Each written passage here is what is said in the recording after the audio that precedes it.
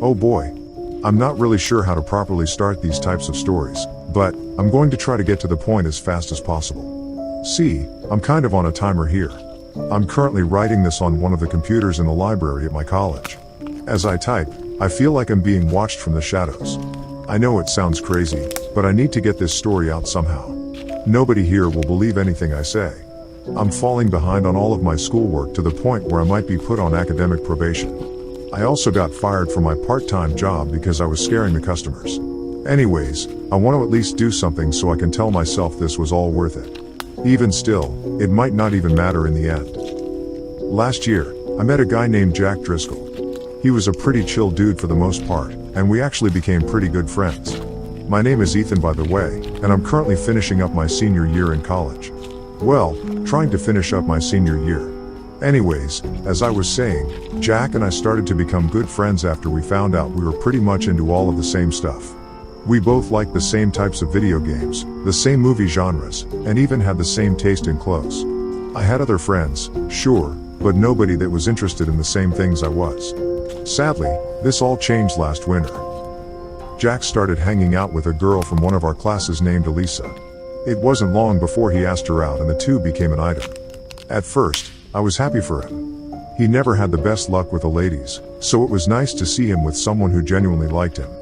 We would all hang out from time to time and she came off as a really nice girl. Hell, I was even found myself getting a little jealous. About a month into their relationship, I noticed things started to change.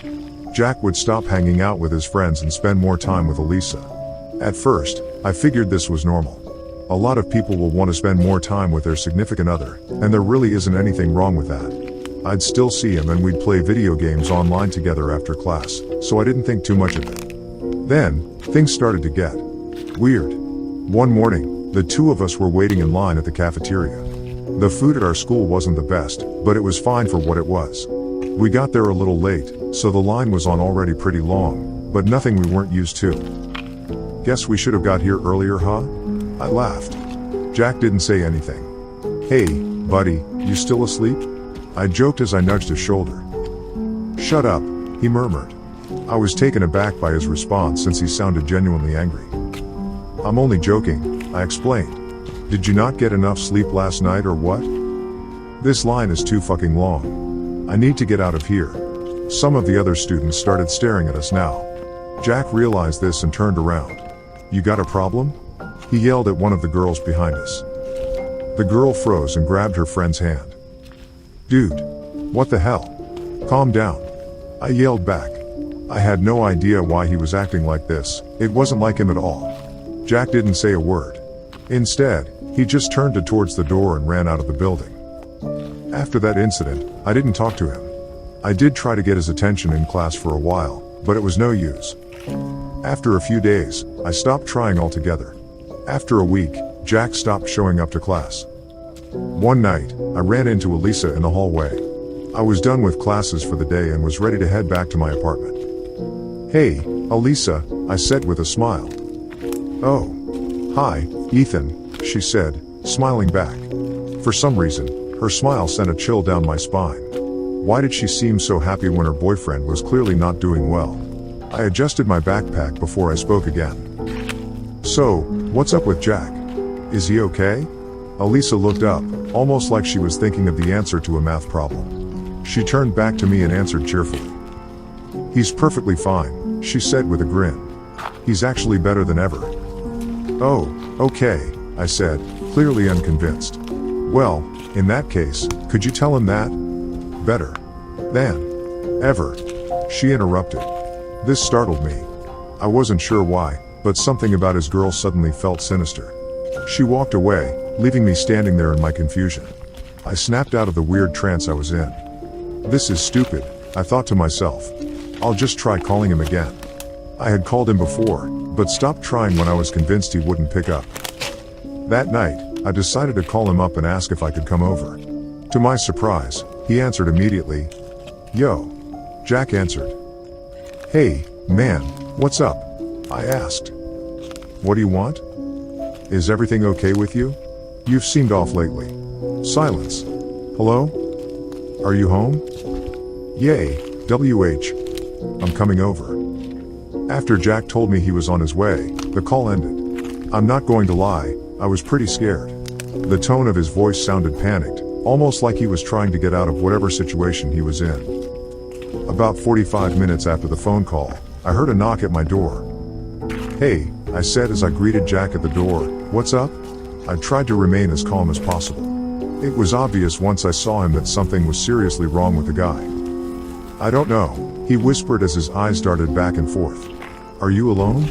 I nodded my head and let the poor guy in. He sat down on the old couch I had set up in front of the TV. My roommates were out for the night, so I wasn't really worried about anyone coming back anytime soon. "Dude, what is going on with? Turn off the lights."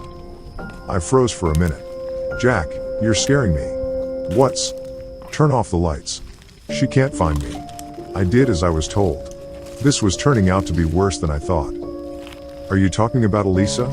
I asked, my voice trembling slightly. "Did she do something to you?" Jack didn't answer. I put my hand on his shoulder. "Dude, I want to help you. But there's nothing I can do if I don't know what's going on." Jack was violently tapping his fingers on his legs. He continued to stare at the ground as he answered me. "There's something wrong with her, man," he whimpered. "I think she's, like, part of a cult." I raised my eyebrows. I could tell he was scared, but this was a little much. Even still, she must have done something pretty messed up to him for Jack to think this way. "Why do you say that?" I asked. "Also, have you asked anyone for help? If she's scaring you that badly, you know you can go to the police, right?" "I can't." He jerked his head to face me and I almost threw up. Jack was crying, but his tears were black. I thought I was seeing things at first since the lights were off, but he confirmed my suspicions with what he said next. "She did this to me. I don't know how, but I know it was her." He continued to cry, the black liquid staining the couch cushions like ink. "The other night, she caught me crying these gross fucking tears and said that I was ready." What the fuck is that supposed to mean? I didn't know how to answer him. This was totally beyond my realm of understanding and I knew there was nothing I could say that would give him any relief. "We'll figure something out," I said, after about a minute of total silence. "But we should call the police. You should also go to the hospital. Whatever is going on with your eyes can't be good and needs to be looked at." Jack wiped his face with the sleeve of his hoodie. "She can't find me," he said, calming down a little. "If she finds me, I'll..." Jack fell silent as we heard a soft knock at my front door. "Jackie, I know you're in there." It was a girl's voice. "It's time to go, they're waiting for us. Your friend can come too if he wants to."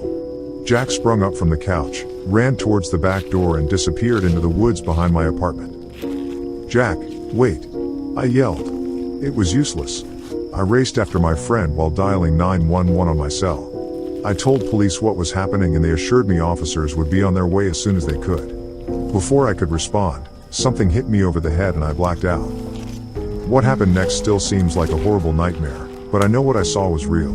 When I eventually came to, I was tied to a tree trunk.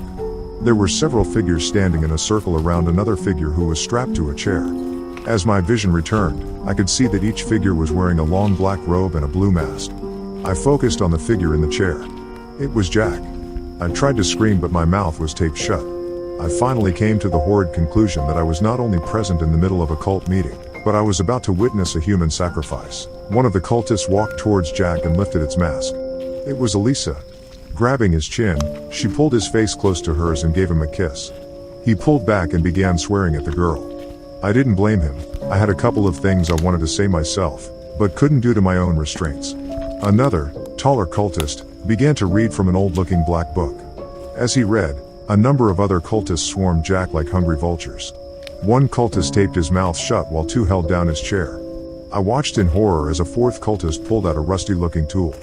The cultist plunged the tool into each of Jack's eyes, slowly tearing them out. The blood that rushed from his eye sockets appeared thick now, like tar.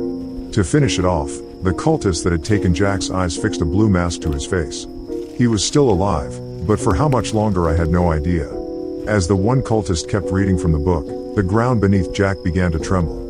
Black tendrils sprouted up like demonic weeds. Some of the tendrils wrapped around his waist, others his ankles, and one even plunged itself down his throat. I was beginning to pass out. Suddenly, I heard sirens in the distance. This caused the cultist who was reading to stop. "What are you doing, you idiot?" one of the other cultists screamed. "If you stop now, heal." The ground stopped shaking and the tendrils retreated back to whatever hell they came from. Everyone went silent. The cultists all seemed to freeze and, for a moment, almost looked like statues. The silence was soon broken by faint, sinister laughter coming from Jack. "You made him mad," Jack hissed. These were the last words I ever heard my friend say. I watched him break free from his bonds like they were nothing. Jack charged each cultist, tearing them apart and splattering their entrails all over the frost-covered ground. My vision started to go, and the sounds of the screaming cultists seemed to fade into the distance. I only wish I had totally passed out before hearing that horrible crunching. The sound of bones breaking and organs being devoured. My former friend was eating his captors and I was sure I would be next. I woke up to a police officer shining a light in my face.